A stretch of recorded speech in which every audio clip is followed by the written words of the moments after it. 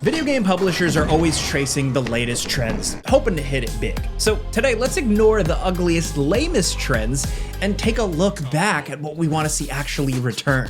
Look, the 2000s had some bland shooters and washed out color palettes, but on the flip side, there was a lot more that was awesome. Here are the 2000s trends we think need to make a comeback in the gaming world. And before we sound like old men yelling at clouds here, we're mostly talking about trends from, the major big developers and publishers. These are the trends we'd like to see return in the mainstream. Not saying all these things are gone, but it's really just points of discussion. So with number 10, physics-based gimmicks. Look, the 2000s didn't give us flying cars, but it did give us enough computing power to simulate physics realistically in video games. For some of us, it was like the coolest thing ever. It's hard to imagine now, but Half-Life 2 absolutely blew our minds. Watching a crate slowly tip over realistically, it running well, and serving an actual gameplay purpose, it all seemed almost unbelievable. And looking back at the 2000s era of physics-based video games, we're wishing a little bit of that technological advancement actually stuck around, or at least the feel, the excitement of it.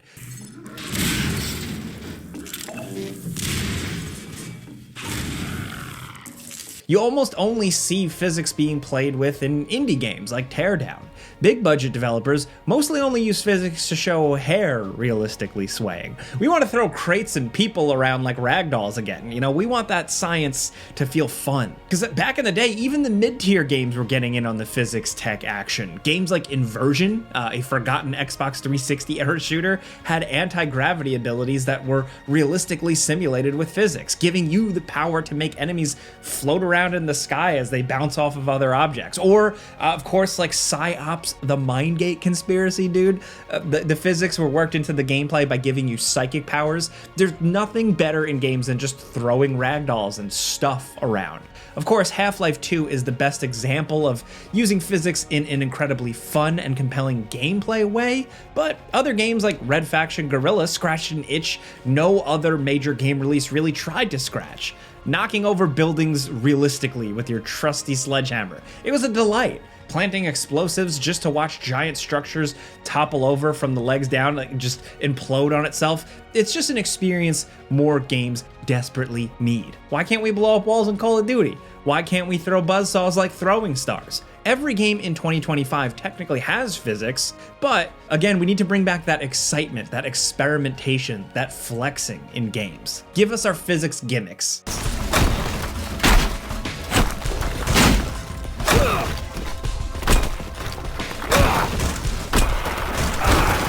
Next, over at number 9, do you remember main menus got really weird in the 2000s? All the interface stuff, really. Just look at the bizarre box-shaped 3D menu in Chronicles of Riddick Escape from Butcher Bay.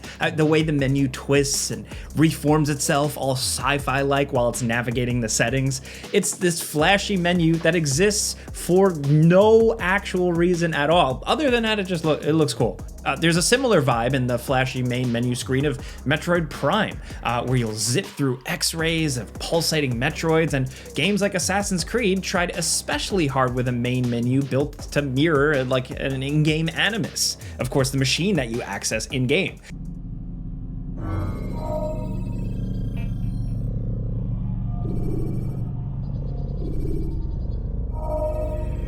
It's a fun way to make the player feel like they're kind of part of the game. There are a lot of menus that are so weird, it's tricky to tell what you're even doing. The main menu in Brutal Legend features a very real Jack Black checking out a bunch of albums and flipping through covers to explore settings or select your level. It's one of the more ambitious main menus, definitely. It probably didn't help confuse casual players, but we loved it. There was a lot of this weird, crazy stuff. It helped build up excitement for games. And even in-game, some of the menus and inventory screens and stuff like that, they just really push things to the limit. Not always to great results, but at least they were trying.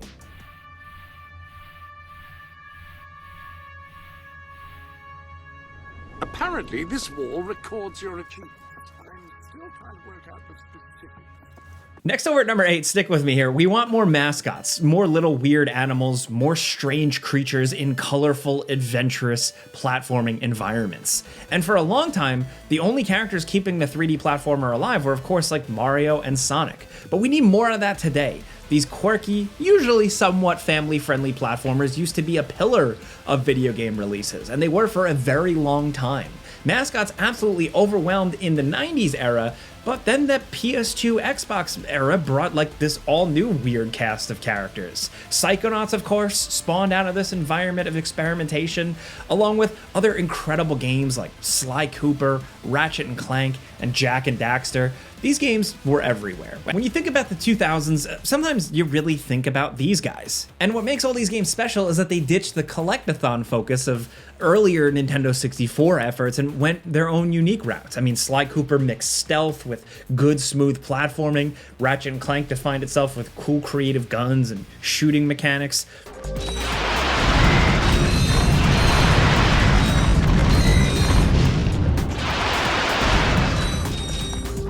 Just stuff that made the jumping and running a little bit more interesting. This is one trend we might see a comeback with. Of course, the success of Astrobot took the publisher Sony seemingly by surprise. But if you'll humor me for a second, what I really want to see return is the weirder mascot platformer games. Look, even if some of them were bad, it was just cool to have them because they were trying different things. They were throwing different things at the wall to see what sticks. I'm talking like the mid-level stranger ones, Tak and the Power of Juju, Tai the Tasmanian Tiger, Sphinx and the Cursed Mummy. There were a lot of these forgettable ones, but like I still just appreciate them. It's definitely nostalgia, yeah, sure, but it just felt so different then.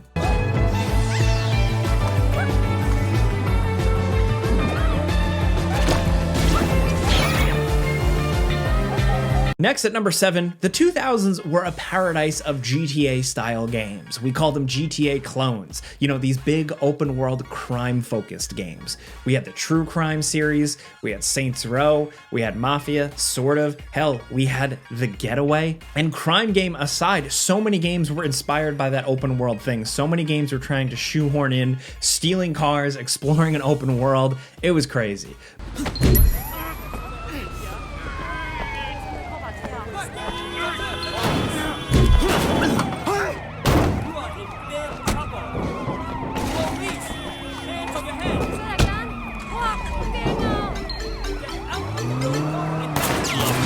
But you don't need to be a real GTA game to fill that criminal hole in our hearts. All these games were like, yes, kind of ripoffs of GTA in the loosest sense. You play as a criminal in an open world city, but they all took drastically different approaches to the material. Saints Row started out as a very straightforward riff on GTA before going in weirder, sillier directions. Mafia told a grounded, focused cinematic story. The Getaway also was very focused on the actual story, the immersion, British crime culture, if you like those types of movies. Look, all these are just series that we love. It's nice to see GTA done from a different perspective, and it was especially nice having more Grand Theft Auto to play, because we also got 3 full GTA games in a single console generation. The PS2 gave us Grand Theft Auto 3, Vice City, and San Andreas, all before we moved on to the PS3. It's only going to take longer and longer for more GTA games to come out. Look, we'll have GTA 6, but then we'll probably be waiting 2 decades for more over-the-top heists in a fake American city. If that means we need more developers to rip them off again, then so be it. I'll take them.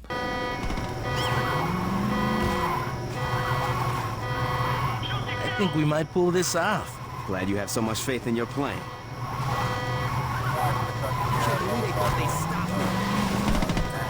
Next over at number 6, military shooters weren't just big business here. They were practically the only business in town, it felt like, for a while. Games were becoming realistic, and that meant taking out the health bar, removing health pickups, and making death happen suddenly. Some multiplayer games still keep this challenge, this tradition going, but we don't see it much in mainstream AAA single-player games or shooters anymore. Games like Rainbow Six and Ghost Recon made you practically die in a single hit.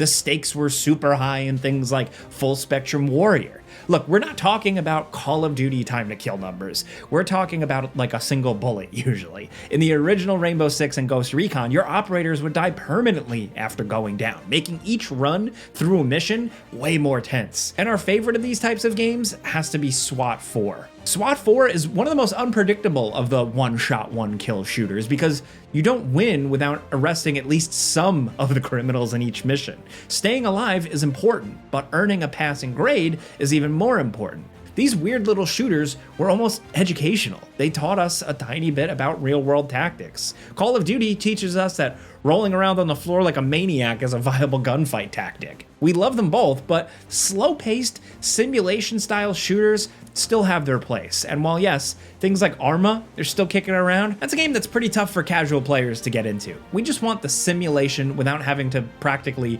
enlist ourselves to understand how everything works. All clear. Copy. Police, drop your weapons. 01. Entry team spotted.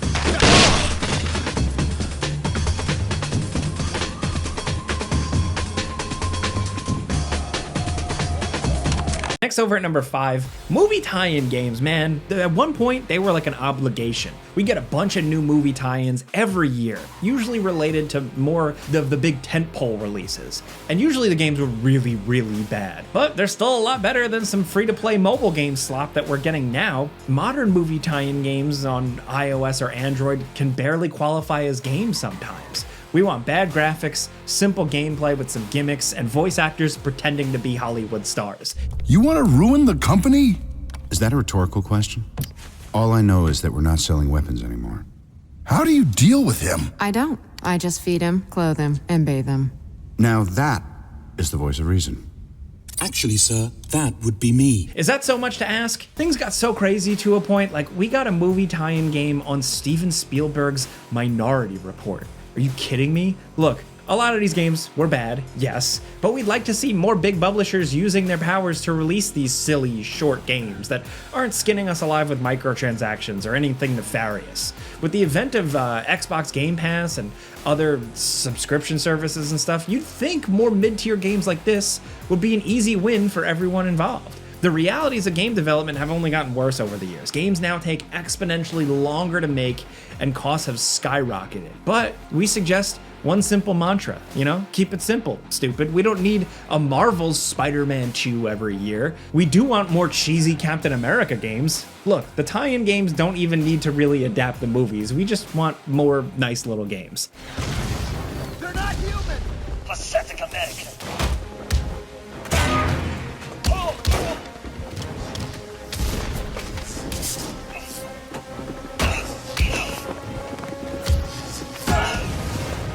See if Stark's shield can hold up to these weapons.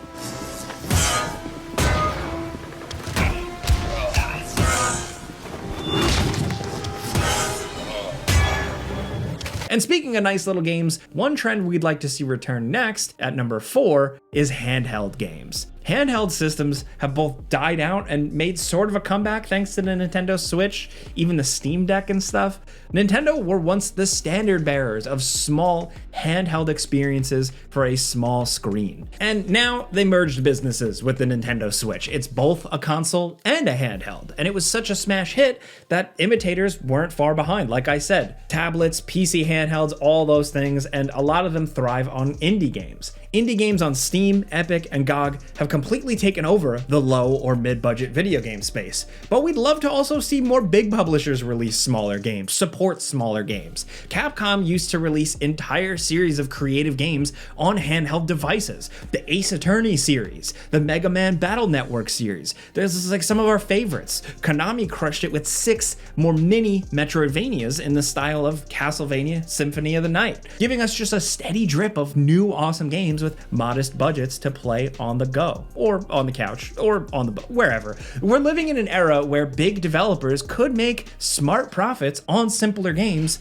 but it seems like they're just not tapping into that market anymore. The Nintendo Switch isn't the only game in town anymore though. PC is big, and Konami could make a killing by making small games for the small screen again. But every big publisher only believes in exponential growth, it seems. Go big, go bust, or go home. Smaller games give developers room for more experimentation. Of course, that's why the indie scene popped off. But with the big guys getting into it, it could lead to something cool. And that extra freedom gave developers a chance to develop something else, brand new IPs.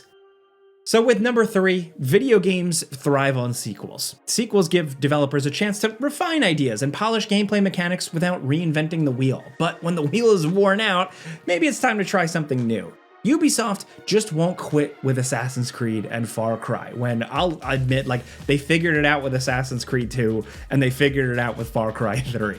While games like Halo and Gears of War, they were kind of kept on life support with sequels that are often alright, but you know, they either don't feel quite the same or they just don't hit as hard. And look, we love all these games, all these franchises, we talk about them all the time, but we love new stuff too. Video games were a rising industry in the 2000s and no ideas were too weird. All the games we just listed were all first created between like the year 2000 and the year 2010. Microsoft, Sony, and Sega would regularly trot out totally new intellectual property or IPs and really push them. EA tried to make the hyper-violent Dead Space series into a multimedia property, which is yet another game series that got its start, yes, in the early 2000s. We're more likely to get remakes or reimaginings of old IPs now as companies become more and more risk-averse. And look, we'll always see some new IPs. As long as creative people are alive and making things, we will get new ideas, but what once was standard has now become more of a rare thing. There are over 20 Call of Duty games now. The series has been going on for so long, they've long since eaten their own tail and produced both remakes and reimaginings of previous games with the Modern Warfare stuff. We're not asking you to stop making Call of Duty, do what you want, but we just love to see what a tiny portion of that budget could do with one of the many talented development teams at the helm. I bet we get something interesting at least. Now down at number 2, speaking of interesting things, real-time strategy games are kind of done when it comes to the big competitive multiplayer scene. StarCraft isn't the massive force it once was, and people are more likely going to think of Warcraft as an MMO than a game about commanding little warriors to attack little buildings. RTS games were once a dominant force in video games. Command and Conquer, all that stuff. There's a reason why Blizzard is part of Activision Blizzard. Now, it seems unlikely this company will ever really release an RTS like they used to. Some of our favorite games of the 2000s were RTSs. Starting the decade off strong was Command & Conquer, Red Alert 2, of course, a masterpiece with blisteringly fast gameplay and goofy actors doing their best. Unit ready. Sir, Engineering. this is an engineer. Analyzing He can repair schematics. any allied building. And once inside an enemy On building, there. turn it to our side. He is much smarter than Soviet colonel. On my way. Construction complete. New rally point established. Watch out for those petroleum barrels. They seem highly unstable. Perhaps we could use them. It's an incredible game, and this kind of anything goes energy is what we'd love to see in more modern video games and modern RTSs. And getting multiple playable single-player campaigns on release, that's a bonus entry right there. And one of our other favorites is World in Conflict, a low-key release from 2007 that takes the same premise and does something completely different. Both games are about the Soviet invasion of the United States, but the detached nature of warfare gives us chills in World in Conflict, especially while using the full might of your army to just wipe out entire towns and armies with a barrage of ordnance. The camera controls are the standout here, putting you in direct control of the camera so you can view your battlefield however you want, the best possible way. They don't really make them like this anymore. That's why we're bringing it up, because like there aren't a lot of games like this. Infantry moving. Parker, Ivan's artillery has gone silent. Now take that TV station. Sheridan is moving out. Quick tracks are moving. What now, sir? Incoming. Spinning those tracks. AT squad here. We're on the double. Moving to We need position. orders, command. Rolling into combat. Yes, sir. We got a missile ready. Throw the missile. We got a missile ready. Move these tracks. Hurry up. Rolling. Go. What now, sir? Now at number 1, Doom popularized BFGs way back in 1993. You know what a BFG is? It's like a giant gun that wipes out everything. A good BFG is basically a win button you can press constantly, and while the BFG is still in video games, you know, it's in Doom Eternal at the cost of super rare pickups, making it feel more like a power-up than a weapon. Look, we're all about the big, silly guns of the 2000s. The 2009 Wolfenstein game, developed by Raven Software, is a game where half of your arsenal is BFGs. The best is the final weapon, this crazy launcher that reverses gravity and melts the skin off of bad guys. Then games like Unreal Tournament 2004 had the Redeemer, this shoulder-mounted nuclear warhead that made explosions big enough to wipe out whole teams. Flag carriers here.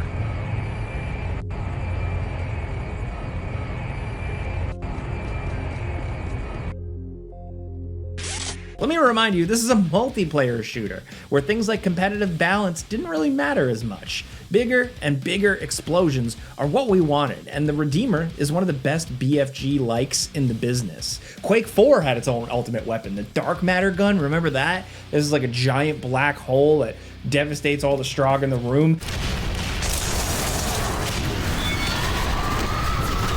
And it's just one of thousands of these super weapons you'd find in video games at this time. BFGs were everywhere because they were trendy, but they were visually flashy. This is the era where games got a whole lot easier in general, so giving a player a weapon that can easily wipe out everything in a single shot, why not? Go crazy, have fun, have 2 or 3 of these things. There are guns that shoot killer sharks.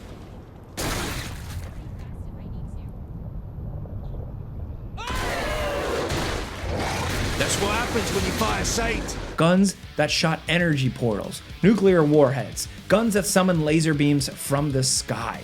Video games might still have big guns, but they're rarely as broken and crazy and fun and over the top as the 2000s era BFGs. Give us more of these, please. So this covers some of our favorite trends of the 2000s. Video games from every era have some great stuff, but the goofy 2000s still holds a real special place in our heart. So let us know your favorite or least favorite trends from video games past. We're still trying to decide if map packs were better than season passes, but I'm joking. Let's talk about any of this stuff. If you like talking video games with us every single day, clicking the like button's all you gotta do. It really helps us out. And if you're new, consider subscribing, maybe hitting that notification bell, because we put out new videos every single day. But as always, thanks for watching, and we'll see you guys next time.